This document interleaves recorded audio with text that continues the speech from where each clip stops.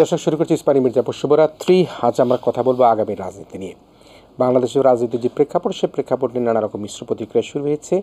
আমরা দেখেছি ছাত্র জনতার আন্দোলনের মুখে, বিক্ষোভের মুখে আওয়ামী সরকারের পতন ঘটেছে এবং এরপর থেকে গত 7 মাস অতিবাহিত হল অন্তর্বর্তীকালীন সরকার তাদের দায়িত্ব পালন করছে এবং এই দায়িত্ব পালন করেন অবস্থায় নানা রকম মিশ্র প্রতিক্রিয়া দেখা দিয়েছে। আমি পরিচয় করে দিতে চাই আমাদের আজকের অতিথির সাথে বাংলাদেশ সমাজতান্ত্রিক দল বাসদের সম্মানিত সহ সাধারণ সম্পাদক, টকশোর আমি মনে করি অত্যন্ত নির্মম একজন আলোচক জনাব রাজিকুজ্জামান রতন, তিনি রয়েছেন আমাদের সাথে।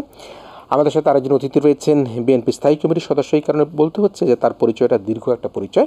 বিএনপি স্থায়ী কমিটির সদস্য প্রয়াত আসম হান্নান শাহর সুযোগ্য সন্তান, বিএনপির রাজনীতির সাথে সম্পৃক্ত গাজীপুরের বিএনপি যুগ্ম আহ্বায়ক জনাব শাহরিয়াজুল হান্নান রয়েছেন আমাদের সাথে।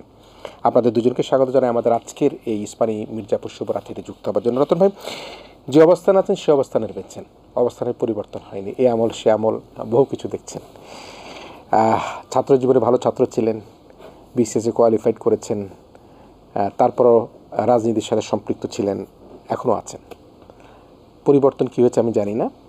মানুষের কাছে পরিচিতি লাভ করেছেন, কিন্তু আর্থিক অবস্থার কতখানি পরিবর্তন হয়েছে, রাজনীতিতে কী পেয়েছেন সেটিও কিন্তু আমার কাছে দৃশ্যমান বড় কিছু মনে হয়নি, কিন্তু মানুষের জন্য কথা বলে যাচ্ছেন। এখন যে প্রেক্ষাপটটি চলছে সেই প্রেক্ষাপটে আমরা দেখতে পাচ্ছি 6টি সংস্কার কমিশন তাদের যে প্রতিবেদন সেটি প্রকাশ করেছে, সরকার তাদের ওয়েবসাইটে সেটি প্রকাশ করেছে আমরা দেখতে পেয়েছি।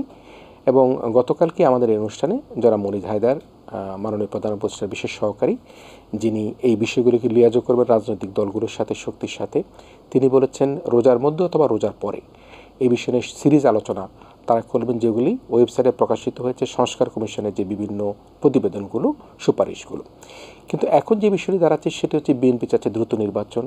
তারা বলতে চাচ্ছেন যে জাতীয় নির্বাচন দ্রুত যদি দেওয়া না হয় তাহলে ফ্যাসিবাদ আবার হয়তো মাথাচাড়া দিয়ে উঠতে পারে। জামায়াতে ইসলাম কিন্তু তারা বলছে যে না, তারা কিছুটা সংস্কার চায়। একই সাথে তারা জাতীয় নির্বাচনের পূর্বে তারা স্থানীয় সরকার নির্বাচনের কথা বলছে। আবার আমরা গতকালকেই দেখেছি এপিতে এক সাক্ষাৎকারে নাহিদ ইসলাম, নতুন যে পার্টিটি হয়েছে তরুণদের যে পার্টি, সে পার্টির প্রধান জনাব নাহিদ ইসলাম আহ্বায়ক, তিনি যেটা বলেছেন বর্তমান যে প্রেক্ষাপট চলছে আইনশৃঙ্খলা রক্ষাকারী বাহিনী সব কিছু মিলিয়ে যে এই বছরের মধ্যে নির্বাচন করা বা অল্প সময়ের মধ্যে নির্বাচন করা হয়তো বা চ্যালেঞ্জের মধ্যে পড়তে পারে। তো সে অবস্থায় আগামীর রাজনীতিটাকে আপনি কীভাবে দেখেন, যে ঐক্যমতের কথা যেটা বলা হচ্ছে সেটি কতখানি ফলপ্রসূ হবে এবং রাজনীতির অবস্থানটাকে বর্তমান প্রেক্ষাপট আপনি কীভাবে বিবেচনা করছেন? ধন্যবাদ। মানুষ অতীতকে পিছনে ফেলে সামনে এগোতে চায়। সেই ক্ষেত্রে বর্তমান কখনো কখনো তাদের সামনে দুঃসহ হয়ে ওঠে। তখন মানুষ দুটো জিনিস ভাবে, অতীত থেকে কতটুকু এগোলাম আর ভবিষ্যতের পথে আমার কীভাবে যেতে হবে। আমরাও সেরকম একটা সন্ধিক্ষণে আছি। আমরা ফ্যাসিবাদ বিরোধী লড়াইয়ের একটা অতীতকে ফেলে এসেছি, কিন্তু যে বর্তমানে আমরা আছি সেই বর্তমানে কিন্তু স্বস্তিতে নাই। মানুষ স্বপ্ন দেখে আরও বড় স্বপ্ন পূরণ করার আশায়, কিন্তু কখনো কখনো মনে হয় তার স্বপ্নের পথে পথে নতুন নতুন বাধা তৈরি হচ্ছে কি না। আমাদের বাংলাদেশের এই ভূখণ্ডটা, মানে এই ভারত উপমহাদেশের এই ভূখণ্ডটাই, সেটা ব্রিটিশ বিরোধী আন্দোলন হোক, সেটা পাকিস্তানের বিরুদ্ধে আমাদের স্বাধীনতার আন্দোলন হোক, এই অঞ্চলটা সবসময় অগ্নিগর্ভ ছিল। কিংবা অতীতেও যদি তাকাই, দিল্লির সম্রাটের বিরুদ্ধে তো এই ভূখণ্ড থেকে বারবার প্রতিরোধ গড়ে উঠেছে। এবং এইটুকু একটা ভূখণ্ডে দেখুন 3টা গণ অভ্যুত্থান হয়েছে। 69-এর গণ অভ্যুত্থান, 90-এর গণ অভ্যুত্থান, 24-এর গণ অভ্যুত্থান। আমরা কথায় কথায় বলি কি ভারত পৃথিবীর বৃহত্তম গণতান্ত্রিক দেশ। আসলে পৃথিবীর বৃহত্তম কিংবা ক্ষুদ্রতর গণতন্ত্র বলে কিছু হয়, বলতে পারি ভারত পৃথিবীর বৃহত্তম ভোটারের দেশ। কিন্তু গণতন্ত্র তো আর একটা জিনিস। তো যাক, গণতান্ত্রিক দেশ, সেই গণতান্ত্রিক দেশে কতটা গণতান্ত্রিক মুভমেন্ট আমরা দেখেছি, তার তুলনায় বাংলাদেশটা দেখুন। এখানে কোনো ফ্যাসিস্ট সরকার 10 বছরের বেশি ফ্যাসিজম চালাতে পারেনি, স্বৈরাচার হয়ে থাকতে পারেনি। সেই decade of development Ayub Khan বলেছিল, 10 বছরের মধ্যে আইয়ুব খানকে বিদায় নিতে হয়েছে। এরশাদ সরকারকে 8.5 বছর 9 বছরের মধ্যে বিদায় নিতে হয়েছে। আর 2014 সালে সেই কীটদ্দষ্ট নির্বাচন করার পরে 24 সালের মধ্যে আওয়ামী লীগকে বিদায় নিতে হয়েছে। ফলে এটা কিন্তু জনগণের ভেতরের, আমরা বলবো যে ভেতরের প্রতিবাদের শক্তি, প্রতিরোধের শক্তি, যেটা সমস্ত রাষ্ট্রীয় শক্তিকে মোকাবেলা করার ক্ষমতা রাখে। এটা হচ্ছে আমাদের পটেনশিয়ালিটি। কিন্তু সাথে সাথে আমরা দেখি বারবার মানুষ কিন্তু বিজয় অর্জন করে আবার কেন হতাশায় নিমজ্জিত হয়। কখনো কখনো মনে হচ্ছে যে স্বপ্নের জন্য লড়াই করেছি সেই স্বপ্ন কি আরও দূরে সরে যাচ্ছে। এবারও আমরা, আপনি যেটা বললেন আগামী রাজনীতিটা কী হবে, আগামী রাজনীতিতে আমরা ডিসাইড করেছি 71 সালে ডিসাইড করেছিলাম সাম্য, মানবিক মর্যাদা, সামাজিক সুবিচার এই কথা বলে। 24-এ গণঅভ্যুত্থান করলাম বৈষম্য বিরোধী আন্দোলন করে। তাহলে একদিকে সাম্যের আকুতি, আরেকদিকে বৈষম্যের বিরুদ্ধে ঘৃণা, এই দুটোই তো আমাদের ডিসাইড করে দিয়েছে আমাদের আগামীটা কোন দিকে যাবে। আগামীটা যাবে বৈষম্যের বিরুদ্ধে লড়াই, আগামীটা হবে মানুষের উপর দমন পীড়নের বিরুদ্ধে লড়াই। একটা জিনিস ছোট্ট খেয়াল করে দেখুন, আমরা কয়েকটা স্ট্যাটিস্টিক্সে যদি দেখি, প্রতি বছর দেশ থেকে যে পরিমাণ টাকাটা পাচার হয়েছে, ভাবুন তো একটা সরকার যদি দেশে এরকম থাকতো যে টাকাটা পাচার হতে দেবে না। 73,000 কোটি টাকা প্রতি বছর পাচার হয়েছে। এই পাচার যদি হতে দেবে না দিত, তাহলে এই টাকাটা কি কাজে লাগতো? আমরা এখান থেকে 15,000 কোটি টাকা শিক্ষায় বরাদ্দ করলে, প্রাইমারি থেকে মাস্টার্স পর্যন্ত এখন যে বরাদ্দ হয় তার সঙ্গে আর 15,000 কোটি টাকা বরাদ্দ করলে আমরা ফ্রি এডুকেশন দিতে পারতাম। আমরা বাংলাদেশের সমস্ত মেডিকেল কলেজ হাসপাতালগুলোতে আর 15,000 কোটি টাকা বরাদ্দ করলে, আমরা 32,000 কোটি টাকা বরাদ্দ করি, তার সঙ্গে আর 15,000 কোটি টাকা বরাদ্দ করলে প্রত্যেকের জন্য আমরা ওষুধ বিনামূল্যে দিতে পারতাম। আমরা যুবকদের কর্মসংস্থানের জন্য নানা ধরনের হাব তৈরি করতে পারতাম। আমরা $4.5 বিলিয়ন আমরা 3 বছরের জন্য কত মানে কঠিন শর্তে IMF-এর কাছ থেকে ঋণ নিয়েছি। $3.5 বিলিয়ন মানে কত? $4.5 বিলিয়ন মানে কত? 1 বিলিয়ন যদি 12,000 হয় তাহলে 50,000 কোটি টাকা। এক বছর আমরা 72,000 কোটি টাকা পাচার করে দিয়েছি। আর এই ঋণ নেওয়ার কারণে, 50,000 কোটি টাকা ঋণ নেওয়ার কারণে 3.5 বছরে পাবো, তার জন্য আমার বিদ্যুতের দাম বাড়াতে হচ্ছে, গ্যাসের দাম বাড়াতে হচ্ছে, আমাদের ইউটিলিটি সমস্ত খরচ বাড়াতে হচ্ছে। ফলে এইটাও যদি একটু শিক্ষা নেই, আমি ফ্যাসিস্ট আচরণের বিরুদ্ধে থাকলাম, আমরা দমন পীড়নের বিরুদ্ধে থাকলাম, কিন্তু যদি দুর্নীতিটা বন্ধ করার মতো একটা রাজনৈতিক ব্যবস্থা আমরা তৈরি করতে পারি, এদেশের মানুষ ওই কৃষক 2 টাকায় ফুলকপি বিক্রি করে হতাশায় চোখ মুছবে না। আর ঢাকা শহরের কপালের ঘাম মুছতে মুছতে 80 টাকায় কেউ আলু কিনবে না। এখন দেখুন আলু বিক্রি করছে কৃষক 11 টাকা কেজিতে। এই কয়দিন পরে আলু হিমাগারে উঠে যাবে, কয়দিন পরে আবার আমরা আলু কিন্তু 80 টাকায় কিনবো। এই যে বাজার কারসাজি, এটার হাত থেকে কি জনগণকে মুক্তি দেবো না? আগামীর রাজনীতিটা হবে আমাদের 22 লক্ষ যে কর্মপ্রত্যাশী যুবকরা আসে তাদের কাজের ব্যবস্থাটা হবে কিনা। আগামীর রাজনীতি হবে আমাদের নারীদের মধ্যে যে বিপুল অংশ এখন কাজে আসছে, আমাদের ওয়ার্কফোর্সের এখন ধরি 36% যদি নারী ধরি, এটা তো 50% বেশি হওয়ার কথা। সেই নারীদের কাজের ক্ষেত্রে আমরা একটা ব্যবস্থা করবো, একটা সম্মানজনক মর্যাদাপূর্ণ জীবনের দিকে আমরা যেতে পারি। আমরা শ্রমিকদের মজুরিটা এমন নির্ধারণ করব যাতে মজুরি পেয়ে কেউ দরিদ্র না থাকে। আমরা একটা পভার্টি লাইন ঠিক করেছি, পভার্টি লাইন যত, আমাদের মজুরদের মজুরি পভার্টি লাইনেরও নিচে, তাহলে দে আর দ্য ওয়ার্কিং পুয়ার, মানে কাজ করে গরিব থাকছে, অথচ আমাদের মাথা পিছু আয় বাড়ছে। আমাদের এই যে আমাদের পিছনে যারা আমাদের এই ছবিটা দেশের মানুষকে দেখাবেন, তাদেরকে কত বেতন দিতে পারে এই কর্তৃপক্ষ? ভাবুন দেখি মাথা পিছু আয়টা কত হয়। সরকারের হিসাব অনুযায়ী হিসেব করলে মাথা পিছু আয়, প্রত্যেকটা ব্যক্তির মাথা পিছু একদম, যে শিশু কালকে জন্মগ্রহণ করবে অথবা আগামীকাল যে বৃদ্ধ মারা যাবেন, প্রত্যেকে তো 26,000 টাকা করে মাসিক ইনকাম হওয়ার কথা। আমাদের যে যুবক সারা মাস কাজ করে 26,000 টাকা পায় কয়জন? তাহলে এই টাকাটা নিশ্চয়ই কারো না কারো পকেটে যায়। তাহলে এই বৈষম্যটার বিরুদ্ধে আমরা যে স্বপ্নটা দেখেছি, আমরা যে লড়াইটা করেছি, আগামীর বাংলাদেশ সেই স্বপ্ন পূরণের বাংলাদেশ যেন হয়, এটা যদি বলে আগামীর বাংলাদেশ, সেটা করতে গেলে রাজনীতিটা কী করতে হবে সেটা নিয়ে আমি পরের কথা বলবো। নিশ্চয়ই আমরা আপনার কাছ থেকে যে বিষয়টি বুঝতে পারলাম যে বৈষম্যহীনতা, আমি একটা কথা খুব ভালোভাবে আপনার রপ্ত করলাম। আমি মিস্টার রিয়াজুল হান্নানের কাছে আসব। যে আলু 12 টাকা করে এখন বিক্রি হচ্ছে, 10 টাকা করে বিক্রি হচ্ছে, কিছুদিনের মধ্যে হিমাগারে উঠে যাবে এবং আমার কৃষকই তার 12 টাকার বা 8 টাকার বিক্রিত আলু সে 50 টাকা করে কিনে খাবে।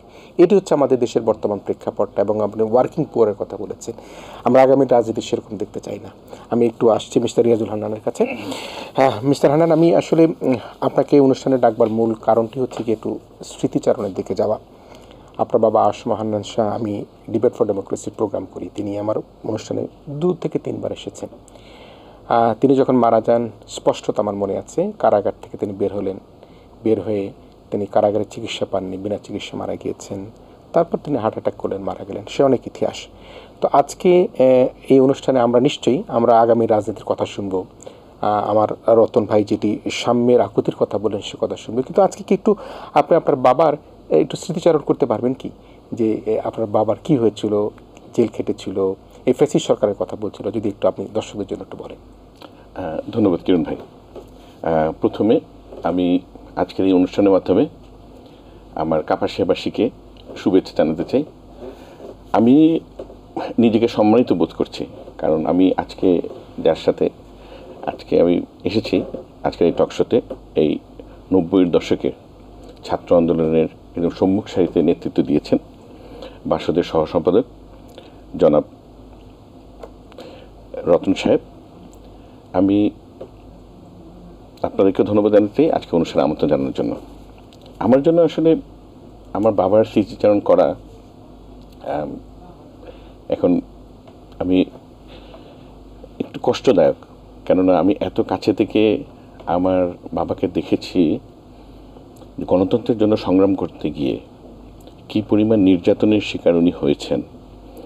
বিশেষ করে আপনাদের মনে আছে যে 1/11-এর পরে যখন নাকি বিএনপি ছিন্ন ভিন্ন অবস্থা, দেশনেত্রী বেগম খালেদা জিয়া কারাগারে, আমাদের ভারপ্রাপ্ত চেয়ারম্যান কারাগারে এবং সিনিয়র নেতারা সকলে কারাগারে নিক্ষেপ করা হয়েছে, নতুবা পলাতক।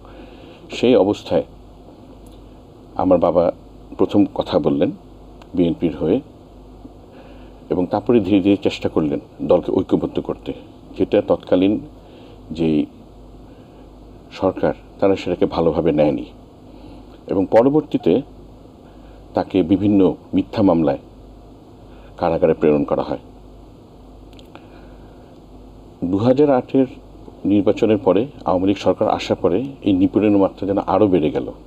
যেটা আপনি বলছিলেন যে অসুস্থ অবস্থায় উনি ঠিকমতো হাঁটতে পর্যন্ত পারতেন না, সেই অবস্থায় উনি জাপানের অ্যাম্বাসি থেকে উনি বের হলেন আর তারপরে ওনাকে ডিবির গাড়ি রাতের বেলা, আমরা কোনো কিছু জানি না, দুটো গাড়ি এসে ওনার গাড়ি আটকে ওনাকে নিয়ে গেল। আমরা অনেকক্ষণ পরে জানতে পারলাম, সে ভীতিকর পরিবেশ।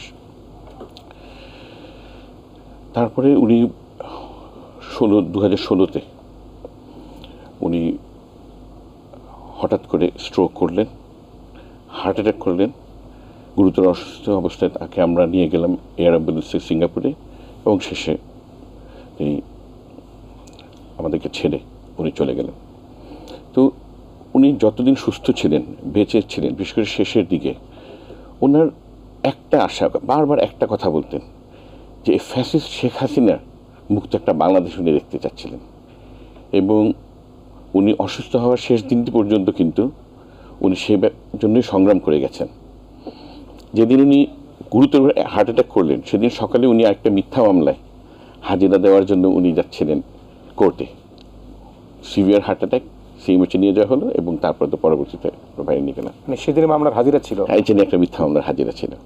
তারপরে আমরা ওখান থেকে, এটা হলো আপনার 6 সেপ্টেম্বর, ওই দিনই ওনাকে উনি একটা হাজিরা ছিল, উনি যেতে পারলেন না, ওকে আমরা গাড়িটা ঘুরিয়ে সোজা চলে গেলেন সিএমএইচে এবং তার পরবর্তীতে আমরা তো সিঙ্গাপুরে নিয়ে গেলাম। তো এখন আজকের দিনে আমার মরহুম পিতা উনি যদি বেঁচে থাকতেন, আমার মনে হয় ওনার চেয়ে খুশি এদেশে আর কোনো মানুষ হয়তো হতেন না। ওনার যে কমিটমেন্ট, একজন পুরোদস্ত সৈনিক, কিন্তু গণতন্ত্রের প্রতি ওনার যে কমিটমেন্ট, ইভেন উনি ওনার নির্বাচনী যে আসন কাপাসিয়া এবং গাজীপুর জেলায় উনি দায়িত্ব পালন করেছেন, ওনার যে স্বচ্ছতার সাথে এবং তৃণমূলের কর্মীদেরকে মূল্যায়ন করে এবং তারপরে পরিশেষে তো বড় দায়িত্বে ছিলেন, স্থায়ী কমিটির সদস্য ছিলেন, দেশের বিভিন্ন জায়গায় সাংগঠনিক কার্যক্রমে যুক্ত ছিলেন। আমি দেখতাম যে তৃণমূলের নেতাকর্মীর প্রতি ওনার যে অগাধ আস্থা এবং উনি সবসময় বলতেন যে এই দলকে বাঁচিয়ে রাখবে তৃণমূল, বিএনপি, তৃণমূলের কর্মীরা। এবং সেটাই কিন্তু এই 1/11-এ পরবর্তীতে এবং আজকে এই লম্বা সময়, এই 16 বছরতে বিএনপির উপর যে স্টিম রোলার চলেছে, সেটা কিন্তু ওনার কথাটাই প্রমাণ করে দিয়েছে। জি, নিশ্চয়ই আমরা শ্রদ্ধাভরে স্মরণ করি প্রয়াত ব্রিগেডিয়ার হান্নান শাহকে, আপনার বাবাকে। নিশ্চয়ই তার আত্মা হয়তো বা এখন যদি কোনো কারণে বুঝতে পারে, আমি জানি না বিধাতার নিয়ম কি, তাহলে হয়তো তিনি শান্তি নিশ্চয়ই পাবার কথা। আমরা একটু যদি রাজনীতির প্রসঙ্গে আসি, বিজ্ঞ আলোচক রাজিকুজ্জামান রতন ভাই অনেক কথা বললেন এবং তিনি তার ছন্দে এবং আনন্দে অনেক কথা জানালেন যে আসলে আমাদের অবস্থাটা কি, আমরা কি করা উচিত। তো এখন আমরা বিএনপি যে রাজনীতি, সে রাজনীতিতে আমরা দেখলাম যে তারা দ্রুত নির্বাচন চাচ্ছে, জামাত বলছে যে তারা স্থানীয় সরকার নির্বাচন চাচ্ছে, ছাত্ররা বলছে এই বছরের মধ্যে নির্বাচন না হলে ওখানে আইন শৃঙ্খলা পরিস্থিতির কথা তারা উল্লেখ করেছেন। তো সেই অবস্থায় আসলে আপনাদের রাজনৈতিক অবস্থানটা কি একটু বিশ্লেষণ করবেন কিনা? আচ্ছা, দেখুন, আপনি যে প্রশ্নটা করলেন যে বিএনপির রাজনৈতিক অবস্থান, এটি কিন্তু আমাদের একটু পিছিয়ে যেতে হবে। বিএনপি যে দল, এই দলের প্রতিষ্ঠাতা শহীদ রাষ্ট্রপতি জিয়া রহমান ৭১ মুক্তিযুদ্ধের সময় উনি মুক্তিযুদ্ধের ঘোষণা দিলেন, স্বাধীনতা ঘোষণা দিলেন। এবং কোন অবস্থায় দিলেন? উনি কি কোনো রাজনৈতিক ব্যক্তিত্ব? না, উনি তখন একজন সামরিক কর্মকর্তা, মেজর। ওনার একটা স্বাধীনতা ঘোষণা দেওয়া আর একজন রাজনীতিবিদের স্বাধীনতা ঘোষণা দেওয়ার মধ্যে অনেক পার্থক্য। কেননা উনি একটি শৃঙ্খল, একটি বাহিনীর, একটি নিয়মতান্ত্রিক, একটি আর্মি যে অর্গানাইজেশন, সেখান থেকে উনি রিভল্ট বললেন, আই রিভল্ট। এবং এইখানে যদি বাংলাদেশ স্বাধীন না হতো, সরাসরি সবার আগে ওনাকে কিন্তু ফায়ারিং স্কোয়াডে ওনার মৃত্যুদণ্ড হতো। এবং ওনার পরিবার পরিজনকে উনি পুরোপুরি বিপদের মুখে রেখে উনি এই ঘোষণাটা দিয়েছেন। দেশ স্বাধীন হলো 1975 সনে আপনার সিপাহী জনতার বিপ্লবের মাধ্যমে। আবার শহীদ রাষ্ট্রপতি জিয়া রহমানকে এদেশের জনগণ নিয়ে আসলো রাষ্ট্র ক্ষমতায়। গণতন্ত্র ছিল কুক্ষিগত, বাকশালের একদলীয় শাসনতন্ত্র থেকে বহুদলীয় গণতন্ত্র নিয়ে আসলেন। কে নিয়ে আসলেন? আমাদের এই পার্টি প্রধান। তো কাজেই আমি এই কথাটা বলার কারণ হলো যে বিএনপি সবসময় প্রতিটি দেশের প্রতিটি ক্রাইসিস মোমেন্ট, সেটা আপনি ৭১ সনে আমাদের দলের প্রধান, এবং তারপরে ৭৫ সনে সিপাহী জনতার বিপ্লব, ৯০-এর আন্দোলনে স্বৈরাচারী এরশাদ বিরোধী আন্দোলনে বিএনপির ভূমিকা, এবং এখন আপনার যে ২৪-এর যে আন্দোলনে সেখানে বিএনপির ভূমিকা সবসময় জনগণের পাশে। কখনো জনগণকে অন্ধকারে রেখে আঁতাত করে কোনো রকম সিদ্ধান্ত বিএনপি নেয়নি।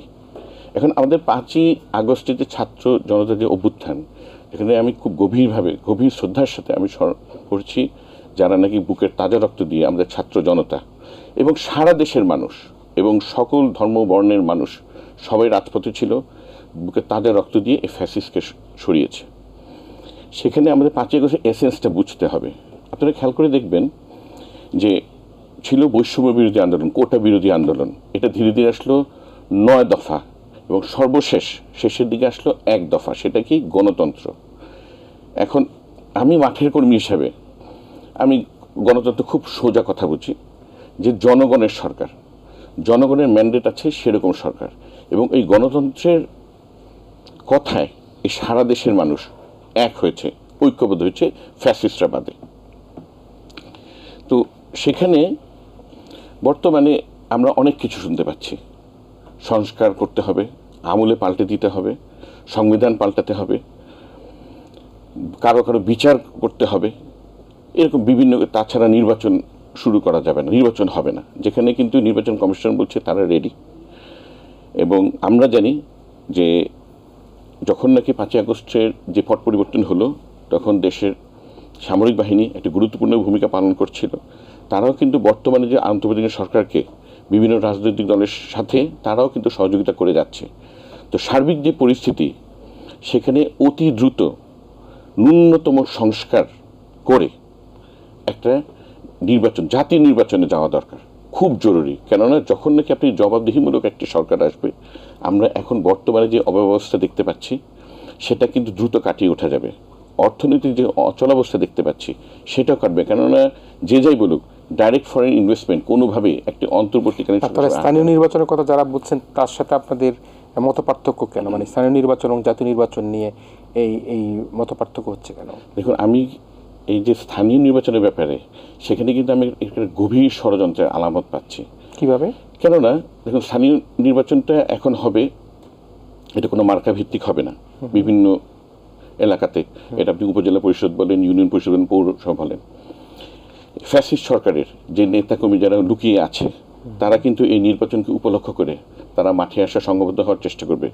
তাদের কাছে আছে অগাধ টাকা, এবং দুঃখজনকভাবে হলেও আমরা রাজনীতি দেখতে পাচ্ছি কোনো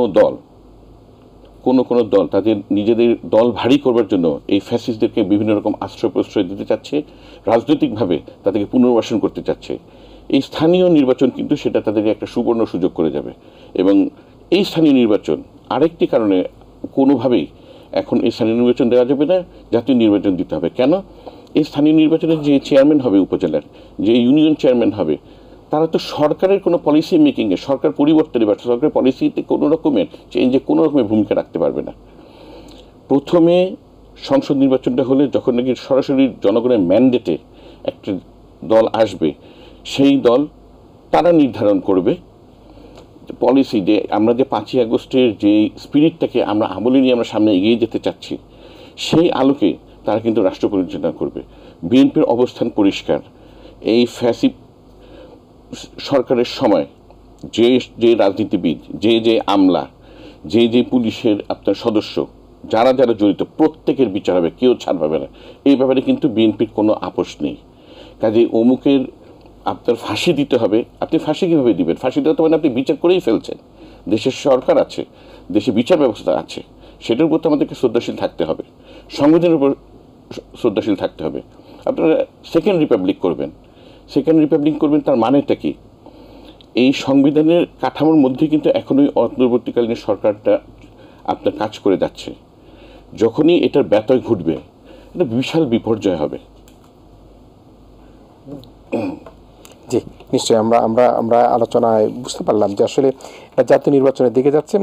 রতন ভাই, নিশ্চয়ই আপনি শুনছিলেন, আমরা আপনার কাছে আসবো। আসলে একটা সেকেন্ড রিপাবলিকের কথা বলেছে, আসলে ছাত্রদের যে দল তারাও কিন্তু আরও অন্য কথা বলেছে। ইনকিলাব বা জিন্দাবাদ একটা কথাও তারা বলার চেষ্টা করছে, যে সংবিধানকে ছুঁড়ে ফেল। তবে সব কিছু মিলে আমরা আলোচনায় ফিরব। প্রিয় দর্শক, আমরা ইস্পানী মির্জাপুর শিবরাত্রিতে একটা বিরতি নিচ্ছি, আগামী রাজনীতি নিয়ে কথা বলছি, এবং আমাদের সাথে আজকে অত্যন্ত একজন নির্মম অতিথি যিনি রয়েছেন, যিনি রাজনীতিবিদ হিসেবে, পেশা হিসেবে নিজকে নিয়োজিত রেখেছেন, জনাব রাজিকুজ্জামান রতন। তিনি রয়েছেন আমার অত্যন্ত পছন্দের একজন আলোচক, রয়েছেন জনাব শাহ রিয়াজুল হান্নান, গাজীপুর জেলা বিএনপির যুগ্ম আহ্বায়ক। তাদের দুজনকে আমরা আবারও আজকের এই স্টুডিওতে অতিথি হিসাবে বিরতির পর আপনাদের সামনে উপস্থিত থাকবো। ছোটটা বিরতি নিচ্ছি। ইস্পানী মির্জাপুর শিবরাত্রিতে আবারও ফিরে এসেছি। আমাদের সাথে অতিথি হিসেবে রয়েছেন বাসদের সহ সাধারণ সম্পাদক জনাব রাজিকুজ্জামান রতন, রয়েছেন বিএনপি নেতা জনাব শাহ রিয়াজুল হান্নান। আমরা মিস্টার রিয়াজুল হান্নানের কাছ থেকে জাতীয় নির্বাচন, জাতীয় সংসদ নির্বাচন এবং স্থানীয় সরকার নির্বাচন সহ নানা বিষয় এবং তাদের মতামত শুনলাম, এবং স্পষ্ট তিনি বলবার চেষ্টা করলেন যে জাতীয় নির্বাচনটাকে আসলে প্রথম প্রাধান্য দেওয়া উচিত।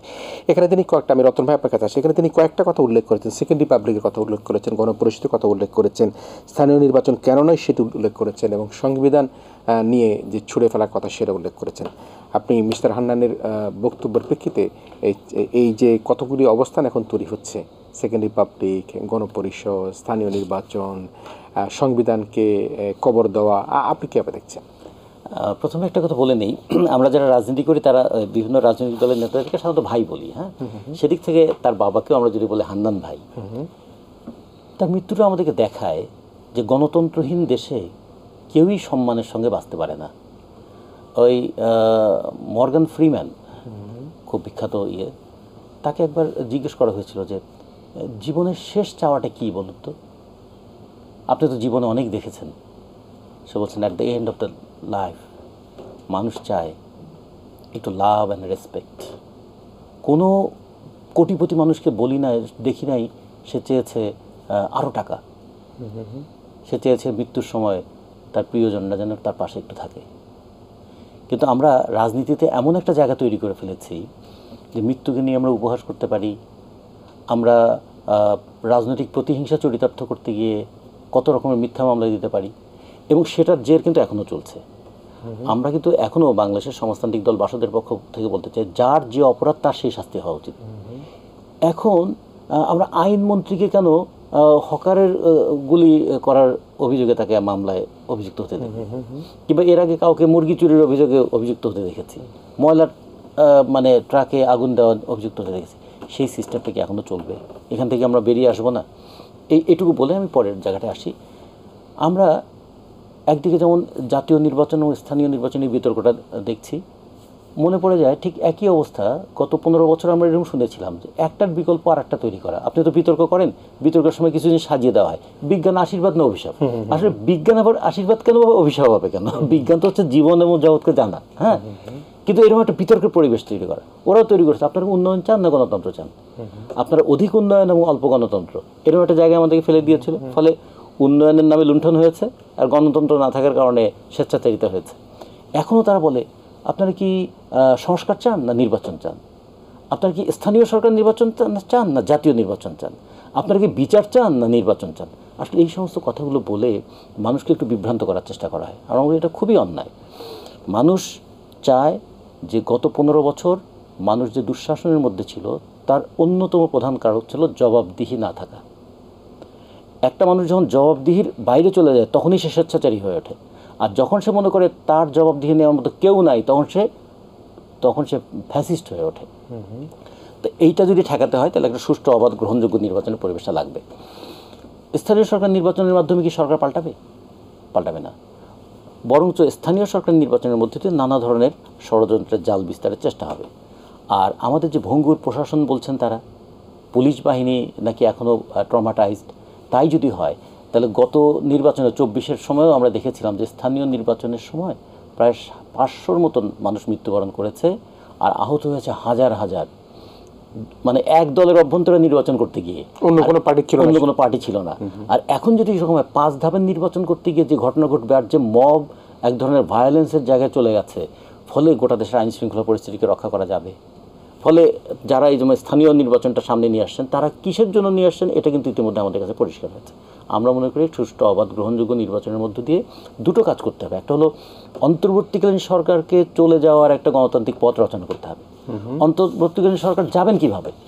আর একটা কি অভ্যুত্থানের মধ্যে দিয়ে যাবেন নাকি নির্বাচনের মধ্যে দিয়ে যাবেন? 69-এর গণঅভ্যুত্থানের পরেই নির্বাচন হয়েছিল, 90-এর গণঅভ্যুত্থানের পরেই নির্বাচন হয়েছিল, কারণ অভ্যুত্থান কোনো নিয়ম মেনে হয় না, কিন্তু রাষ্ট্র তো পরিচালিত হয়েছে নিয়ম দিয়ে। সেই নিয়মটা তৈরি হবে কোথায়? নির্বাচন মাধ্যমে যে আইনসভা হবে, আইনসভায় তো আইন তৈরি হবে। ফলে এই যে অন্তর্বর্তীকালীন সরকার যে আছেন তার আইনগত বৈধতা দেবেন কোথা থেকে? তার জন্য একটা পার্লামেন্ট লাগবে। এই পার্লামেন্ট যত দেরি হবে তত দীর্ঘদিনের পুঞ্জীভূত বোঝাগুলো চাপতে থাকবে। ফলে যত দ্রুত সম্ভব নির্বাচন করে দিয়ে একটা আইনসঙ্গতভাবে এই সরকারের ক্ষমতাটাকে আমরা বিধিবদ্ধ করে নিতে পারি, সে কারণে এটা দরকার। 2 হচ্ছে জবাবদিহিতা শুধু দেশের অভ্যন্তরে নয়, আমরা যদি আন্তর্জাতিক ক্ষেত্রেও সমঝোতা এবং চুক্তি করতে চাই তারাও তো একটা জবাবদিহিমূলক সরকার চাইবে, সেটা একটা দিক। আর তৃতীয়ত হচ্ছে যে এই ধরনের একটা নির্বাচনের মধ্য দিয়ে যে সরকার আসবেন তার কিন্তু 5 বছরের একটা মেয়াদ থাকবে, তাকে ওই মেয়াদের মধ্যে কাজ করতে হবে। অন্তর্বর্তীকালীন সরকারের কিন্তু কোনো মেয়াদ নাই, ফলে তিনি আসলে যে কাজ করবেন, যে অর্ডার দেবেন, কর্মচারীরা সেই অর্ডার ফলো করবেন কেন? তারা যদি মনে করেন যে 3 মাস পরে তিনি থাকবেন না, এখন আমি এই কাজ করতে গিয়ে কার বিরাগ ভাজন হব, ফলে তারাও একটা আপাত নিষ্ক্রিয়তার জায়গায় চলে গেছেন। এই জায়গা থেকেও সক্রিয়তার জায়গা আনতে গেলে একটা দায়বদ্ধ সরকার লাগবে, দায়বদ্ধ সরকারের জন্য একটা নির্বাচন লাগবে। এই জন্য আমরা জাতীয় নির্বাচনের কথাটা বলি। কিন্তু আরেকটা বিতর্ক আমাদের সামনে তুলে আনা হয়েছে যে সেকেন্ড রিপাবলিকের কোশ্চেনটা। এর একটা হিস্টোরিক্যাল ব্যাকগ্রাউন্ড আছে সেকেন্ড রিপাবলিকের, এটা সবাই আমরা জানি যে 1789 সালে যখন ফরাসি বিপ্লব হলো, রাজতন্ত্রের বিরুদ্ধে সাম্য, মৈত্রী, স্বাধীনতা স্লোগান দিয়ে তারা রাজতন্ত্র উচ্ছেদ করে ফেললো। কিন্তু রাজতন্ত্র উচ্ছেদ করার পর যে পার্লামেন্টারি ডেমোক্রেসি হবে সেইটার কিন্তু তখনও কাঠামোগুলো তৈরি হয়ে ওঠেনি। ফলে সেখানেও একটা ভীষণ অরাজকতা তৈরি হয়েছিল। যে গিলোটিনে হত্যার বিরুদ্ধে তারা লড়াই করেছিলেন, দেখা গেল যে ওই ফরাসি বিপ্লবের পরে পরস্পরকে গিলোটিনেই হত্যা করছে। তখন সেটাকে বলছে এটা রেইন অফ টেররে তৈরি হয়ে গেল।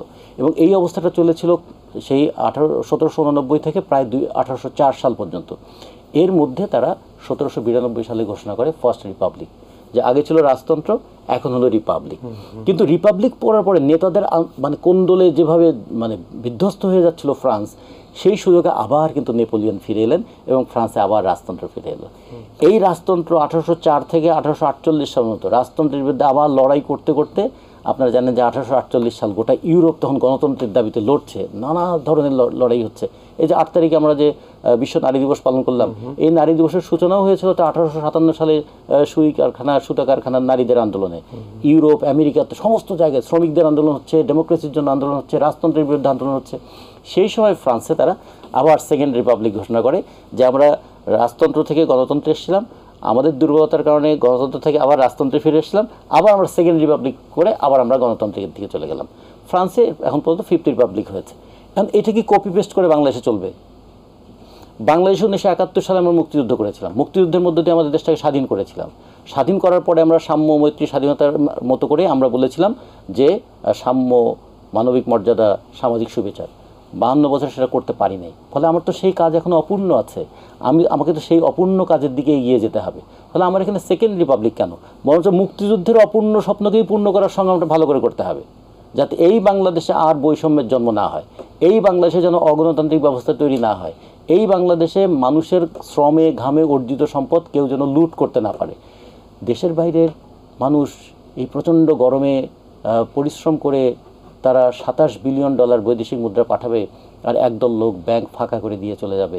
এটা কি দেখবার জন্য আমরা দেশ স্বাধীন করেছিলাম? এই প্রশ্নগুলো মানুষ করবে। কিংবা আমি জেলখানায় যেতে পারি, রাজনীতি করলে জেলখানা আমাদের যেতেই হতে পারে, কিন্তু জেলখানায় যাওয়া, পুলিশের রিমান্ডে মারা, কিংবা আয়না ঘরে গিয়ে নির্যাতন করা, এগুলোর জন্য কি আমরা দেশটা স্বাধীন করেছিলাম? তাহলে এই প্রশ্নগুলো যখন মানুষ করে, তখন মানুষ চায় এমন একটা জিনিস যে আমি যদি কোনো অপরাধ করি নিশ্চয়ই সেটার বিচার হবে, বিচারের আগে শাস্তি হবে না, এবং যে অপরাধ আমি করি নাই সে অপরাধের জন্য আমাকে অপরাধী করা হবে না। এই ধরনের একটা ডেমোক্রেটিক ভ্যালুজও তো আমাদের এখানে তৈরি করতে হবে। সেগুলো তৈরি করার কাজটাই না করা দরকার। আমাদের এখানে সেকেন্ড রিপাবলিকের কথা বলে অনেক সময় মনে হয় কি, বাইরের জিনিসের প্রতি মানুষের যেমন আকর্ষণ থাকে, কিছু কিছু জিনিস যেমন চমক লাগায়, ঘোর লাগায়, কিন্তু যুক্তি জাগায় না। তা আমাদেরও কি এইরকম মনে করতে চায় কেউ, যে একটা চমক লাগিয়ে আমরা সেকেন্ড রিপাবলিক করছি? তো আমাদের ফার্স্ট রিপাবলিকের কী হলো? ফার্স্ট রিপাবলিকের কোন জায়গায় ব্যর্থতা? সেই ব্যর্থতা দূর করার সংগ্রাম কি আপনারা করেছেন? কিংবা সেই ব্যর্থতা দূর করার সংগ্রাম কি আমাদের শেষ হয়ে গেল? কিংবা আমরা মাথায় পতাকা বাঁধলাম, দেশের জাতির পতাকা, জাতীয় পতাকা। আচ্ছা, দেশটা ফেসিবাদ মুক্ত হওয়ার পরে আমরা কেন আবার আমাদের এখন সংবিধান পাল্টে ফেলতে হবে, আমাদের এই জাতীয় সঙ্গীত পাল্টে ফেলতে হবে? আমরা কণ্ঠে ছিল দেশাত্মবোধক গান, সেই দেশাত্মবোধক গান গিয়ে আমরা ফ্যাসিস্টের বিরুদ্ধে লড়াই করেছি না? এটা আমাদের উদ্দীপনা জুগিয়েছিল, শুধু 71 সালে জোগায় নাই, 2024-এ জুগিয়েছিল আমাদেরকে। এখন আমাদের জাতীয় সঙ্গীতও পাল্টে ফেলতে হবে। এই কথাগুলো যখন আসে, তখন মানুষ মনে করে যে মানুষের আবেগটাকে কি আবার ভিন্ন খাতে পরিচালিত করার চেষ্টা করা হচ্ছে। যে হাজার হাজার মেয়েরা রাস্তায় নেমেছিল, ওই মেয়েরা যখন ঢাকা বিশ্ববিদ্যালয়ের হল থেকে বেরিয়ে এলো, তখনই কিন্তু সবাই বুঝেছে যে মেয়েরা যখন হল থেকে বেরিয়ে এই রাস্তা নেমেছে, এদেরকে রোখার শক্তি আর কারো নেই। হাজার হাজার ছেলেরা মিছিল করে, এটা আমাদের দেশে স্বাভাবিক, কিন্তু মেয়েরাও যখন ভয় উপেক্ষা করে রাস্তায় নামতে পারে, মর্যাদার জন্য লড়তে পারে, গভীর রাতে ঢাকা বিশ্ববিদ্যালয়ের হল, সেই মেয়েরা আবার নির্যাতিত হবে, সেই মেয়েরা আবার লাঞ্ছিত হবে, সেই মেয়েরা আবার পথে ঘাটে তাদেরকে নিপীড়ন করা হবে। তাহলে মানুষের মধ্যে কিন্তু খেয়াল করতে হবে যে আমরা যে স্বপ্নটা দেখেছিলাম, সেই স্বপ্ন পূরণের সংগ্রামে এখনও আমাদের পথ হাঁটতে হবে। আমরা সেই পথটাই হাঁটি না ভাই। আমাদেরকে ওই সমস্ত সেকেন্ড রিপাবলিকের কথা বলে, নতুন সংবিধানের কথা বলে, জাতীয় পতাকা ছুঁড়ে ফেলে দাও, কিংবা জাতীয় সঙ্গীত বাতিল করে দাও, এই সমস্ত বিতর্কের মধ্যে ফেলার মূল কারণটা কি? তাতে করে কি আমি ভবিষ্যতের স্বপ্ন দেখাটাকে স্তব্ধ করতে চাই, নাকি আমার সংগ্রামটাকে ভিন্ন খাতে পরিচালনা করতে চাই? আর আরেকটা কথা বলে একটু শেষ করি, আমাদের ট্র্যাজেডি কি, বারবার জনগণ লড়াই করে প্রতিপক্ষকে পরাজিত করে, কিন্তু পরাজিত করার পরেই আবার যারা বিজয়ী হয় তারা মনে হয় ওই পরাজিতদের সংস্কৃতিটাকে ধারণ করে। যদি এরকম হয় যে ফ্যাসিস্টকে পরাজিত করে আমরাও আবার সেই ফ্যাসিস্ট সংস্কৃতিটা ধারণ করি, কলম ভেঙে দেবো, লিখতে দেবো না, কিংবা বিচারের আগেই ফাঁসি দিয়ে দেবো, কিংবা সহ্য করা হবে না, গুড়িয়ে দেওয়া হবে, এই ভাষাগুলো কিন্তু ভাষা শুধু ভাষা না, ভাষা তো একটা সংস্কৃতিও বহন করে। আর ভাষা এবং এই সংস্কৃতি কিন্তু মানুষের চেতনাকে হয় বাড়িয়ে দেয়, অথবা চেতনাটাকে ভোঁতা করে দেয়। আমরা এই ভাষা ব্যবহারের মধ্য দিয়েও কিন্তু রাজনৈতিক সংস্কৃতিটা বোঝা যায়। সেক্ষেত্রে মনে হয় গণতান্ত্রিক সংস্কৃতির জন্য এটাও একটু দরকার। আমরা আমাদের স্বাধীনতার স্বপ্নটা পূরণ হয়নি, আমাদের 90-এর গণ অভ্যুত্থানের পথেও আমরা এখনও পূরণ করতে পারিনি স্বপ্নটাকে। আর 24-এর স্বপ্ন, সেটার জন্য তো আমাদের সংগ্রাম করতে হবে। ফলে আমরা লড়ি না, এই পথেই লড়ি। ফলে আমাদের মনে হয় যে এই জাতীয় না স্থানীয় নির্বাচন, এই বিতর্কে না যাওয়া সবচেয়ে ভালো। 2 নম্বর হচ্ছে সেকেন্ড রিপাবলিকের কথা না বলে ওই যে মুক্তিযুদ্ধের আকাঙ্ক্ষা গড়ে তুলেছিলাম, সেটা বাস্তবায়নের সংগ্রামটা করা দরকার আমাদের। জি, প্রিয় দর্শক, আমরা আসলে আলোচনা করবো শাহ রিয়াজুল হান্নানের সাথে। তবে তার আগে এত চমৎকারভাবে বিভিন্ন বিষয় বিশ্লেষণ করলেন, তারা মতামত দিলেন রাজিকুজ্জামান রতন। সে কারণে আমরা বিরতির আগে জনাব শাহ রিয়াজুল হান্নানকে সময় দিলাম না। বিরতির পর আবারও আমরা ফিরে আসবো। যে দুজন অতিথি রয়েছেন, জনাব রাজিকুজ্জামান রতন এবং শাহ রিয়াজুল হান্নান, দুজনেই আপনাদের সাথে থাকবেন। আমরা একটা শেষ বিরতি নিচ্ছি। ইস্পানি মির্জা বর্ষবরাতিতে আবারও ফিরে এসেছে। অতিথি হিসেবে রয়েছেন বাসদের সহ-সাধারণ সম্পাদক জনাব রাজিকুজ্জামান রতন, রয়েছেন বিএনপি নেতা জনাব শাহরিয়াজুল হান্নান। আমরা রতন ভাইয়ের কাছ থেকে আসলে স্পষ্টতভাবে অনেক কিছুর ব্যাখ্যা বুঝবার চেষ্টা করলাম, কী কারণের জন্য সেকেন্ড রিপাবলিক ফ্রান্সে হয়েছিল, পরবর্তীতে কী হয়েছিল, বাংলাদেশে আমরা আমাদের সংবিধানের কথা শুনলাম, আমরা জাতীয় সঙ্গীতের কথা শুনলাম, সব কিছু বিশ্লেষণ আমরা পুঙ্খানুপুঙ্খ শুনলাম। কিন্তু মিস্টার হান্নান, আমি আপনার কাছে একটু আসতে চাই। বিএনপির বিরুদ্ধে কিছুটা অভিযোগ ছিল যে তারা বিভিন্ন জায়গায় একটু মব কালচারের মতো করে চাঁদাবাজি করার অভিযোগের মতো একটা ছিল, এবং সেখানে আমরা দেখেছি আপনাদের ভারপ্রাপ্ত চেয়ারম্যান জনাব তারেক রহমান সাহেব একেবারে কড়া নির্দেশ দিয়েছেন, এবং সেক্ষেত্রে কিছুটা প্রশমিত হচ্ছে বলে মনে হচ্ছে। কিন্তু এখন যে মব কালচার আমরা দেখতে পাচ্ছি, জায়গায় জায়গায় ব্যবসায়ীর বাড়িতে হামলা করা, অফিস আদালতে হামলা করা, এই মব কালচারটাকে আপনি কীভাবে দেখেন? আমরা গত পরশু দিনও দেখেছি একটা, তার আগের দিনও দেখেছি একটা। আপনি কি মনে করেন এই মব কালচার যদি চলতে থাকে তাহলে এটি আমাদের এই সমাজ, আমাদের অর্থনীতি সব কিছুর জন্য একটা ভালো শুভকর হবে, মানে অশুভ একটা ইঙ্গিত দিবে কিনা? মব কালচারকে আপনি কীভাবে দেখেন? ধন্যবাদ। প্রথমে আমি আসলে বলতে চাই, যেটা আপনি বললেন যে বিএনপির নামে বিভিন্ন রকম যে আমার কোনো প্রশ্ন নাই, কিন্তু আমি গণমাধ্যমের কথাই বলছি। যে গণমাধ্যমে এসছে, বিভিন্ন সামাজিক যোগাযোগ মাধ্যমে, যে বিএনপি পরিচয় বিভিন্ন জায়গায় চাঁদাবাজি হচ্ছে। আপনার মব কালচার যেটা, এটা হচ্ছে বেশি যেটা চাঁদাবাজি অভিযোগ, এই ধরনের অনিয়ম, বিভিন্ন রকম অনিয়মের কথা আসছে। তো এ ব্যাপারে দলের অবস্থান সুস্পষ্ট। আমাদের ভারপ্রাপ্ত চেয়ারম্যান জনাব তারেক রহমান 5ই আগস্টের পরপরই আপনার একটা বিশাল জনসভা হয়েছিল পল্টনে, এবং তার পরবর্তীতে বিভিন্ন আমাদের সাথে ওনাদের যে আপনার আলোচনা হয়, এবং দলীয় বিভিন্ন সভায় সুস্পষ্ট নির্দেশনা দল থেকে, যে যারা দলের পরিচয় ব্যবহার করে চাঁদাবাজি বা অন্যান্য অনিয়মের সাথে জড়িত থাকবে, তাদের ব্যাপারে দল কোনো রকম দায় নেবে না, এবং প্রয়োজনে আপনার আইনশৃঙ্খলা রক্ষাকারী বাহিনীর কাছে দলের পক্ষ থেকে আপনার অভিযোগ দেওয়া হবে।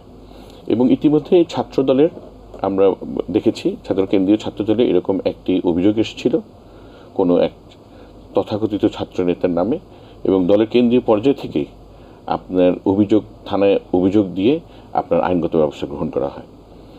দলে ইতিমধ্যে 2000-এর বেশি বিভিন্ন পর্যায়ের নেতাকর্মীকে আপনার বহিষ্কার করা হয়েছে বা শোকজ করা হয়েছে, কেবলমাত্র একটা কারণে, যে কোনো অভিযোগ আসলেই দলের কাছে সেটা তদন্ত সাপেক্ষে দল সাংগঠনিক ব্যবস্থার সাথে সাথে গ্রহণ করে।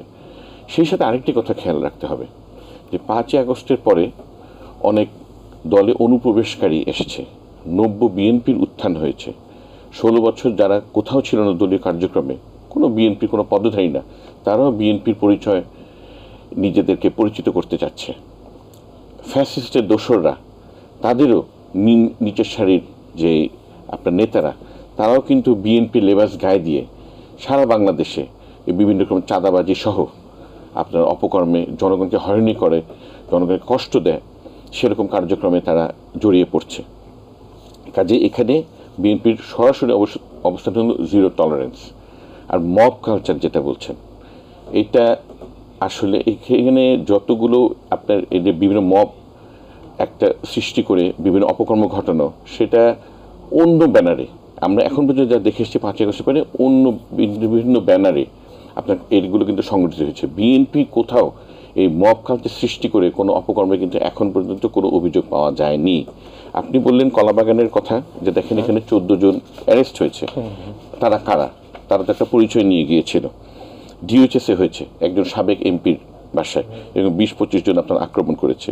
কয়েকদিন আগেই আপনার এইচটিএমের ছেলের সাবেক স্ত্রী, সেখানে আপনার আমরা সবাই টেলিভিশন আমরা দেখতে পেলাম, এবং দুঃখজনকভাবে আইনশৃঙ্খলা বাহিনীর নিষ্ক্রিয়তাও সেখানে দেখতে পেলাম।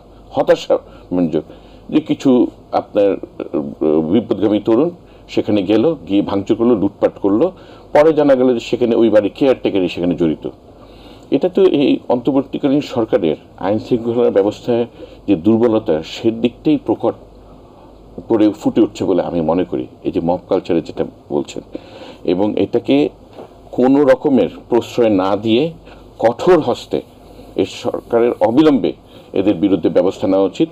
কিছুদিন আগে আপনাদের মনে আছে যখন নাকি 32 নম্বরের আপনার শেখ মুজিবুর রহমান সাহেবের বাড়িটি আপনার ভেঙে ফেলা হলো, তারপরেই সারা দেশে বিভিন্ন জায়গায় ভাঙচুর শুরু হলো, লুটতরাজ শুরু হলো। এবং আমাদের গাজীপুরেও ওই ফ্যাসিস্ট সরকারের যে মন্ত্রী ওনার আকম মুজাম্মেল সাহেব, ওনার বাড়িতে এরকম আপনার ঘটনা ঘটলো যে কিছু ছেলে গেল দুঃখজনকভাবে। তখন চারপাশে ফ্যাসিস্ট আওয়ামী লীগের আপনার সন্ত্রাসীরা ছিল, তারা সেখানে আপনার বেধড়ক মারপিট করলো ওই ছেলেগুলোকে, এবং সর্বশেষ একটা ছেলে কিন্তু মারাও গেল। তো মব কালচারের পরিণতি যে কত বেদনাদায়ক হতে পারে সেটাও কিন্তু আমরা দেখছি। এবং এটা আইনের প্রতি বৃদ্ধাঙ্গুলি পরিদর্শন করা ছাড়া কিছুই না। আমার মতে অবিলম্বে সরকারের যে কোনো উপায়, আপনার এখন আমরা জানি যৌথ বাহিনী আছে, তাদের ম্যাজিস্ট্রেটের ক্ষমতা দেওয়া হচ্ছে এবং তারাও সারা দেশে কার্যক্রম করে যাচ্ছেন। কাজে এই ব্যাপারে অত্যন্ত সতর্ক থাকা উচিত। আমরা বিএনপি যে আমাদের এলাকায়, সেটা গাজীপুরে বলেন, কাপাসিয়া আমার উপজেলায়, সব জায়গায় আমরা আমাদের নেতাকর্মীদের এই ব্যাপারে অত্যন্ত সতর্ক করেছি। আপনার এলাকার কি অবস্থা? আচ্ছা, আমার এলাকায় অবসর সময় এখানে একটু অবশ্যই বলতে হয়। দেখেন, 5 আগস্টের পর থেকে আমি ছোট করে বলি, 5 আগস্ট থেকে 8 তারিখ আপনার কোনো সরকার ছিল না, এবং 12 তারিখ পর্যন্ত কিন্তু কোনো থানাতেই ডিপ্লয়মেন্ট হয়নি। কাপাসিয়া থানা সবার আগে, বাংলাদেশের সবার আগে যে কয়টা থানা আপনার অ্যাক্টিভ হয়েছে তার মধ্যে একটি। কারণ আমি 6 তারিখে আমি এলাকায় চলে গেছি। আমাদের থানায় কিন্তু একটি ইটও কাউকে মারতে দেওয়া হয়নি। এবং আমি 6 তারিখ আমি থানায় গিয়েছি, থানা যে ফোর্স ভিতরে ছিল তাদের সাথে কথা বলেছি, তৎকালীন ভারপ্রাপ্ত কর্মকর্তার সাথে কথা বলেছি, তাদেরকে আশ্বস্ত করেছি এবং বলেছি আপনারা নির্ভয়ে আপনাদের কার্যক্রম আপনারা চালান।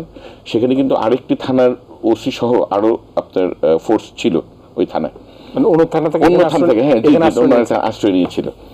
তো গাজীপুর সদর থানার, তো সবাইকে একদম আমি বসে থেকে তাদেরকে আশ্বস্ত করেছি এবং বলেছি আপনারা কোনো চিন্তা করবেন না, কাপাসিয়াতে অন্তত কোনো কিছুই হবে না। এবং সেখানে সারা বাংলাদেশের চরম ভাঙচুর হয়েছে। কাপাসিয়া আপনি জানেন আমাদের বাংলাদেশের প্রথম প্রধানমন্ত্রী তাজউদ্দিন সাহেবের বাড়িও সেটা। তো ওনার একটি বেশ বড় একটি মূর্তি আছে ওখানে, তাজউদ্দিন স্কোয়ার বলে। সেখানে আমি নিজ দায়িত্বে আমাদের দলীয় লোকজন দিন রাত তারা পাহারা দিয়েছে 5 তারিখ থেকে। আমি বলেছি যেন কেউ কোনো রকমের ক্ষতি করতে না পারে। এটা কেন করেছি? এটা করেছি যে আমি একটা উদাহরণ সৃষ্টি করতে চাচ্ছি যে আপনার আমাদের এই দেশের সবাই তো আমরা বাংলাদেশের নাগরিক, আমাদেরকে কিন্তু দিন শেষে একসাথে থাকতে হবে, সেই সহমর্মিতা প্রকাশ করতে হবে। পুলিশের যেটা নাকি রতন একটু আগে বললেন যে স্পেসিফিক যে অন্যায় করেছে তার শাস্তি হবে, সেভাবে ঢালাওভাবে আমরা এখন পুলিশ বাহিনীর উপর আক্রমণ করব সেটা তো হতে পারে না। তো আমি যেন কাপাসিয়ার কথা বলেন, আমি সেখানে কিন্তু এই ব্যাপারে জোর পদক্ষেপ নিয়েছি এবং আপনারা খবর নিয়ে দেখবেন যে 12 তারিখের পরেই আমাদের এখানে ডিপ্লয়মেন্ট হয়ে যায়, বিভিন্ন জায়গায় পুলিশ ফোর্সও যেতে পেরেছে, আইনশৃঙ্খলা পরিস্থিতি অন্যান্য উপজেলাতে অনেক আগে আমাদের এখানে স্বাভাবিক হয়ে গেছে। নিশ্চয় সঙ্গে থাকলে একটু আপনার কাছে আবার আসবো। অথবা একটা কথা, কিন্তু অনেক কিছু প্রিপারেশন নিয়ে আসছিলাম, কিন্তু আলোচনা এত মন্ত্রমুগ্ধের মতো শুনছিলাম আপনার, যে আপনাকে থামানোর কোনো প্রকার ইচ্ছা আমার ছিল না। আমরা ভারতের ইস্যুতে কিন্তু অনেক সময় কথা বলে থাকি। আমরা দেখেছি যে গতকালকেই একটি বিবৃতিতে অন্তর্বর্তীকালীন সরকারের প্রধান উপদেষ্টা ডক্টর মোহাম্মদ ইউনূসকে সাম্প্রতিকভাবে তিনি স্বাগত জানালেন পররাষ্ট্র মন্ত্রণালয়ের মুখপাত্র রণধীর জয়সওয়াল। তিনি কয়েকটা অভিযোগ করেছেন। একটা অভিযোগ তিনি করেছেন যে বাংলাদেশের পুলিশ গত 5ই আগস্ট থেকে চলতি বছরের 16ই ফেব্রুয়ারি পর্যন্ত সংখ্যালঘুদের বিরুদ্ধে সংঘটিত 2334টিরও বেশি সহিংসতার ঘটনার মধ্যে 1254টি যাচাই করতে পেরেছেন। তদন্তে দেখা গেছে ঘটনাগুলো 98% রাজনৈতিক কারণে সংঘটিত হয়েছে, এটি তার অভিযোগ করেছেন। এবং আমরা দেখেছি ভারতীয় গণমাধ্যমগুলো কিন্তু গত 5ই আগস্টের পর তারা নানাভাবে বাংলাদেশের যে সংখ্যালঘুদের নির্যাতনের কথা নানাভাবে তুলে ধরবার চেষ্টা করেছেন, যদিও সেটা নানাভাবে বিবিসিও বলেছে যে না, এগুলি ঘটনা সত্য নয়।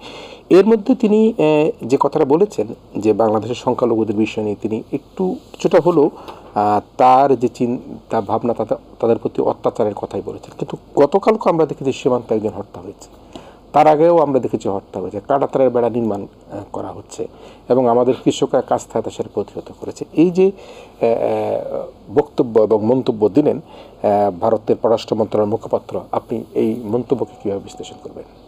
ধন্যবাদ। এটা খুবই দুঃখজনক যে ভারত, বাংলাদেশ এবং পাকিস্তান 3 দেশেই সংখ্যালঘুরা কিন্তু একটা আতঙ্ক এবং ভীতির মধ্যেই দিনটা কাটান। আমরা এটার জন্য কাকে দায়ী করব? দায়ী করব আমরা গণতান্ত্রিক ব্যবস্থাটা তৈরি করতে পারিনি। আমরা জন্মে এবং মরে এই দেশের নাগরিক থাকতে পারছি না। এটা হলো আমাদের একটা রাজনৈতিক দুর্বলতা বলি, ভুল বলি। তার সঙ্গে সঙ্গে আছে সংখ্যালঘুকে মানুষ হিসেবে না দেখে ভোটার হিসেবে দেখার প্রবণতা। তার যে নাগরিক অধিকার, মানবিক মর্যাদার প্রশ্ন আছে, সেই দিকটা আমাদের উপেক্ষিত হয়েছে বারবার। তৃতীয়ত হয়েছে তাদেরকে সবসময় বলির পাঠা বানানো হয়েছে। বাংলাদেশের সাম্প্রদায়িকতা ভারতের সাম্প্রদায়িকতা বাড়িয়ে তোলে, ভারতের সাম্প্রদায়িক উত্তেজনা বাংলাদেশের উত্তেজনা বাড়িয়ে তোলে। ফলে কখনো কখনো নির্বাচনের ক্ষেত্রে একটু বিশেষ সুবিধা পাওয়ার জন্য অথবা ভূ রাজনৈতিক নানা সুবিধা পাওয়ার জন্য আমাদের সংখ্যালঘু কার্ডটাকে ব্যবহার করা হয়। আমরা মনে করি এইটা একটা গণতান্ত্রিক দেশের গণতান্ত্রিক সংস্কৃতির জন্য খুবই একটা বিপজ্জনক বিষয়। আজকে ধরুন আমরা যদি ভারতে মুসলমানদের উপর আক্রমণ হলে দুঃখ পাই, তাদের মসজিদ ভেঙে দিলে আমরা যদি কষ্ট পাই, তাহলে ঠিক একবার কি ভাববো না চোখ বন্ধ করে? বাংলাদেশেও হিন্দু সম্প্রদায়ের কেউ যদি হিন্দু হওয়ার জন্য আক্রান্ত হয় কিংবা কেউ যদি তার মন্দির ভেঙে দেওয়া হয়, তার মধ্যে কি সে দুঃখটা আসে না? ফলে ভারতে যদি সাম্প্রদায়িকতা হয়, সেই কারণে আমার এখানে সাম্প্রদায়িক আক্রমণ কেন আমরা করব? এই বোধটা আমরা কিন্তু তৈরি করতে পারি। তার মানে গণতান্ত্রিক সংস্কৃতির একটা দুর্বলতা এখানে আছে। তার সঙ্গে যে বিষয়টা আছে যে ভারত এই কার্ডটা কিভাবে খেলে, দেখুন পৃথিবীর 3টা দেশ তার প্রতিবেশী দেশকে কাঁটাতার দিয়ে অবরুদ্ধ করে রেখেছে 192টা দেশের মধ্যে। একটা হলো মেক্সিকো থেকে যখন টেক্সাসকে কেড়ে নিল আমেরিকা, তখন সে কাঁটাতারের বেড়া এবং এখন দেয়াল তৈরি করছে। ইসরায়েল যখন কেড়ে নিচ্ছে প্যালেস্টাইনের জায়গা, ওখানে তারা কাঁটাতারের বেড়া তৈরি করছে। আর বাংলাদেশের সঙ্গে ভারতের প্রায় 5000 কিলোমিটার দীর্ঘ সীমানা। আমাদের 3 দিকে ভারত, একদিকে বঙ্গোপসাগর। আমাদের মানে আমরা সব পাল্টাতে পারবো, কিন্তু প্রতিবেশী পাল্টাতে পারবো না। কিন্তু সেই প্রতিবেশী আমার চারদিকে কাঁটাতারের বেড়া দিয়ে রেখেছে। ফলে এখান থেকে বোঝা যায় যে অ্যাটিটিউডটা কী আমাদের দেশ সম্পর্কে। এই জায়গাটাও কিন্তু একটা রাজনীতিতে বড় ব্যাপার। তারপরে হলো সীমান্তে গুলি করার ব্যাপারে তো আন্তর্জাতিক প্রোটোকল আছে। কোনো দেশের বর্ডার গার্ড, সেটা আমাদের বর্ডার গার্ড কিংবা তাদের বিএসএফ, সে তো সীমান্তে গুলি চালাতে পারে না। সীমান্তে তো মানে ইলেকট্রিফিকেশন করে, ইলেকট্রিকিউট করে কাউকে মারা যায় না। এগুলো তো অনেক প্রোটোকল আছে, কিন্তু আমাদের এখানে আমরা অহরহ দেখছি। আমাদের তো গরুর চাইতে মানুষের জীবন সস্তা। বল কি, গরু চোর সন্দেহে গুলি করে মেরে দিয়েছে, তারপরে গরু বাচ্চাতে মানুষ হত্যা করা যায়। তো এগুলো কিন্তু দুই দেশেরই জনগণের মধ্যে একটা দীর্ঘস্থায়ী যে সাংস্কৃতিক বন্ধন ছিল, সেটাকে ডিস্ট্রয় করে দেয়। আমরা এই জন্য বলি ভোটে যেমন ধর্মের রাজনীতি ব্যবহার করা যাবে না, ঠিক তেমনি কোনো একটা দেশ আর একটা দেশকে কোনোভাবে তাদেরকে চাপে ফেলবার জন্য এই সাম্প্রদায়িক কার্ডটাকে যেন ব্যবহার না করে। আর এবার যে ঘটনাগুলো ঘটেছে, এবারও কিন্তু এই সুযোগে কেউ কেউ এরকম ঘটনা ঘটানোর চেষ্টা করেছে। কিন্তু খেয়াল করবেন, সংখ্যালঘুর মনস্তত্ত্বটা এরকম যে আমরা যখন রাজনীতি করি তখন কিন্তু একসঙ্গে রাজনৈতিক স্লোগান দিচ্ছি। আক্রান্ত হওয়ার পরে আমি যেন ধর্মীয় পরিচয়টা খুঁজে পেতে চাই, সেটা যেন না হয়। সেটা হচ্ছে রাজনৈতিক সংগ্রাম। তো এই রাজনৈতিক সংগ্রামটাকে আমরা রাজনৈতিকভাবে যেন দেখতে পারি। শুধুমাত্র একটা সম্প্রদায়ের কিংবা একটা ধর্মের কিংবা একটা বর্ণের কিংবা আদিবাসী না বাঙালি, পাহাড়ি না বাঙালি, এই বিরোধের মধ্যে যেন আমরা না জড়াই। এটা তৈরি করবে কে? এটার জন্য তো একটা দেশে গণতান্ত্রিক রাজনীতি লাগবে, গণতান্ত্রিক সংস্কৃতি লাগবে। আমি কেন কোনো একটা নির্দিষ্ট দলের ভোট ব্যাংক হব, অথবা আমাকে কেন নির্দিষ্ট দলের ভোট ব্যাংক বানানো হবে, এমন একটা মনস্তত্ত্ব তৈরি হয়েছে। আমি যদি আপনাকে ভোট নাও দেই, উনি ধরেই নেবেন যে আমি আপনাকে ভোট দিয়েছি। তার মানে দেখুন একটা গণতান্ত্রিক সংস্কৃতির কত বড় একটা মানে অবনমন ঘটেছে এখানে। আর ভারতের যে পররাষ্ট্র সচিব যে বললেন, আমরা তাদেরকেও একটু বলতে চাই, আপনারা পার্শ্ববর্তী দেশ, 140 কোটি মানুষের দেশ, সেই দেশেও 22 কোটি থেকে 23 কোটি মুসলিম আছে। আপনারা তাদের প্রতিও একটু গণতান্ত্রিক আচরণ করুন। আপনারাও একটু এই জিনিসটা তৈরি করুন যে বাংলাদেশে সাম্প্রদায়িক সহিংসতা হলেও ভারতে আমরা এটা হতে দেই না। আমরাও বাংলাদেশে এই প্রতিযোগিতা করি যে ভারতে যদি এরকম হয়, তা সত্ত্বেও আমি আমার পাশের বাড়ির যে মানুষ, তাকে আমি কখনোই ধর্মের কারণে অসম্মানিত করি না। এটা না তখন একটা পজিটিভ প্রতিযোগিতা হবে। কিন্তু যদি নেগেটিভ প্রতিযোগিতা হয়, তোমার এখানে এটা করেছে বলে আমিও এটা করব, তাহলে কিন্তু ওই গান্ধী একসময় একটা কথা বলেছিলেন, যদি চোখের বদলে চোখ নেওয়ার নীতি তৈরি হয়, তাহলে পৃথিবী একদিন অন্ধ মানুষে ভরে যাবে। কারণ আপনার চোখের বদলে আপনি আমার চোখ নেবেন, আমার চোখের বদলে আপনি আপনার চোখ নেবেন। আলটিমেটলি আমরা অন্ধ মানুষের পৃথিবী তৈরি করব। সেই অন্ধ শুধু তো দৃষ্টিহীন করবে না, অন্ধ তো যুক্তিতেও অন্ধ করে দেবে। ফলে আমরা মনে করি সাম্প্রদায়িকতার এই বিষ বাষ্প থেকে আমাদের জনগণকে মুক্ত করতে হবে। আমাদের একটা ছোট্ট দেশ, প্রতি বর্গ কিলোমিটারে আমরা প্রায় 1200 মানুষ বসবাস করি। ভারতে প্রতি বর্গ কিলোমিটার বাস করে 400 জন, চীনে প্রতি বর্গ কিলোমিটারে 200 জনের কম। ফলে ওদের জনসংখ্যা বেশি, কিন্তু আমাদের তো জনসংখ্যার ঘনত্ব বেশি। জনসংখ্যার ঘনত্ব বেশি মানে আমরা গায়ের সঙ্গে গা লেগে আছি। হাজার বছর ধরে এই দেশটা অদ্ভুত দেশ। দেখুন, পৃথিবীর যদি বলি বেশিরভাগ মানুষ যে সমস্ত ধর্ম পালন করে, এখানে সনাতন ধর্মের মধ্যে এসেছে বৌদ্ধ ধর্ম, বৌদ্ধ ধর্মের মধ্যে এসেছে খ্রিস্টান ধর্ম, খ্রিস্টান ধর্মের মধ্যে এখানে এসেছে ইসলাম ধর্ম। ফলে 4টা ধর্মের এরকম অপূর্ব সহাবস্থান এতটুকু একটা দেশে আর কোথায় আছে পৃথিবীর এরকম? ফলে সেই দেশে কেন আমরা সম্প্রীতিটা বজায় রাখতে পারি না? ফলে ক্ষমতা দখলের রাজনীতি, গদি দখলের রাজনীতি, কখনো কখনো নীতিহীন রাজনীতি আমাদেরকে সাম্প্রদায়িকতার দিকে ঠেলে দেয়। এই ক্ষেত্রে আমরা মনে করব যে ভারত সেক্ষেত্রে যেমন দায়িত্বশীল আচরণ করবে, আমাদেরও বাংলাদেশে আমরা রাজনৈতিক দলগুলো তো করবই, রাষ্ট্রও সেই ক্ষেত্রে যেন একটা দায়িত্বশীল ভূমিকা পালন করে। রাষ্ট্র সকল নাগরিকের, এইটা যেন মানুষ বিশ্বাস করতে শেখে। নিশ্চয়ই আমি একদম শেষ আলোচনা আসতে চাই। আমরা ভারত প্রসঙ্গে আলোচনা না গিয়ে একটু বাংলাদেশের রাজনীতির প্রসঙ্গে আসতে চাই মিস্টার হান্নান। আমরা নিশ্চয়ই জাতীয় নির্বাচন সামনে, আপনাদের দলের পক্ষ থেকে হয়তো বা নানা রকম ইতিমধ্যে দেখেছি যে বিভিন্ন জেলায় জেলায় আপনারা কার্যক্রম শুরু করেছেন। তো সেই অবস্থার প্রেক্ষাপটে ছাত্ররাও কিন্তু বলছেন যে তারাও নির্বাচনে অংশগ্রহণ করবেন, 300 আসনে নির্বাচন দিবেন। আমরা একটা জরিপে দেখেছি যে 31.6% মানুষ তারা জাতীয় নির্বাচন চায় জুনের মধ্যে, ডিসেম্বরের মধ্যে নির্বাচন চায় 26% মানুষ। সেই হিসাবে চলতি বছরের নির্বাচন চায় 58.17% ভোটার।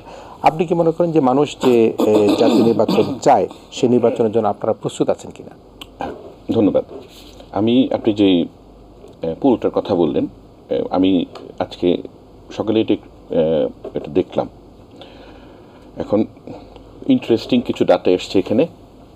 প্রথম কথা যেটা নাকি বিএনপি প্রথম থেকে বলে এসছে যে যত দ্রুত সম্ভব একটা সুষ্ঠু নিরপেক্ষ পরিবেশে জাতীয় সংসদ নির্বাচন অনুষ্ঠিত হতে হবে। সেক্ষেত্রে আপনি যে স্ট্যাটিস্টিক্সটা দিলেন সেটারই কিন্তু প্রতিফলন। বিএনপি একটি বড় রাজনৈতিক দল, সাংগঠনিক ভিত্তি অত্যন্ত মজবুত। আমাদের বিভিন্ন জেলায় এবং ক্ষেত্রবিশেষে বিভিন্ন উপজেলা, বিভিন্ন ইউনিটে আমাদের কিন্তু পুরোপুরি গণতান্ত্রিক উপায় মতামতের ভিত্তিতে সংগঠনটাকে তৈরি করা হয়েছে। আমি নিজেই আপনার গাজীপুর জেলার যখন নাকি কাউন্সিল হলো, কাউন্সিলের আপনাদের বৃহৎ 808 জন কাউন্সিলরের সরাসরি প্রত্যক্ষ ভোটে আমাকে সাধারণ সভাপতি নির্বাচিত করা হয়েছিল। এই কথাটা বলার কারণ হলো যে বিএনপির কমিটমেন্ট টু ডেমোক্রেসি, যে কেবলমাত্র খালি জাতীয় সংসদের কথাই না, নিজের দল পরিচালনার ক্ষেত্রেও আমাদের ভারপ্রাপ্ত চেয়ারম্যান জনাব তারেক রহমান, তিনি এই গণতান্ত্রিক যে আপনার ডেমোক্রেটিক প্র্যাকটিস যেটা আমরা বলি সেটার সর্বোচ্চ গুরুত্ব আরোপ করেন। তো এই দল জাতীয় সংসদ নির্বাচনের জন্য সবসময় প্রস্তুত, এবং আমরা ইতিমধ্যে 25শে ফেব্রুয়ারি আমাদের একটি জাতীয় বর্ধিত সভা হয়েছে, বিস্তারিত আলোচনা হয়েছে। প্রায় 150 মতন আপনার বিভিন্ন একদম তৃণমূল পর্যায়ে আপনার নেতাকর্মীরা সরাসরি ভারপ্রাপ্ত চেয়ারম্যানের কাছে বক্তব্য পেশ করেছে।